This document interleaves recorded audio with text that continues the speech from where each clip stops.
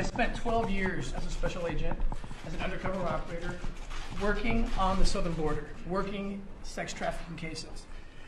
And I can tell you, you're exactly right.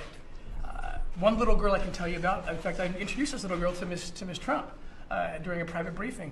This little girl was kidnapped in Central America, 11 years old, groomed for 2 years, with the intent of getting her ready to come to America. Why? Because we are the highest consuming nation of child pornography. We are the clientele that's the big money.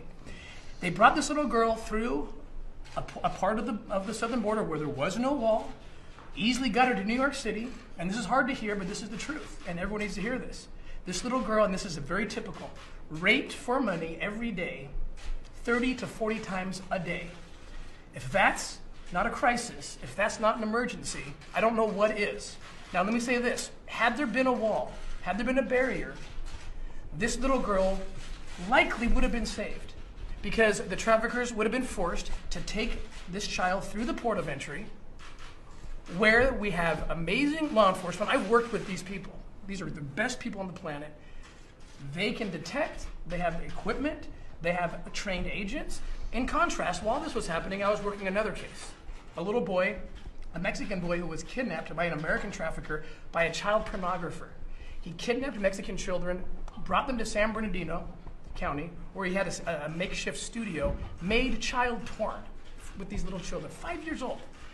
This little boy was kidnapped in Mexicali, Mexico, where there was a wall, where there is a barrier, and so he was forced to take this little boy through the Calexico port of entry, and guess what? It worked. We captured him. We rescued the little boy, and subsequently rescued 12 other children in San Bernardino, California.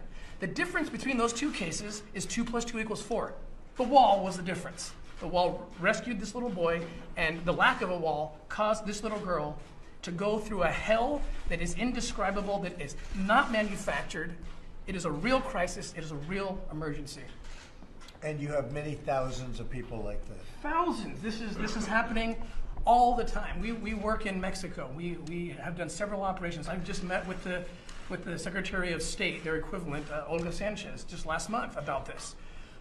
We are having to do operations in Mexico, our foundation, working with law enforcement, to essentially become the wall, because there is no wall. We're forward deployed. It's like trying to catch flies with chopsticks.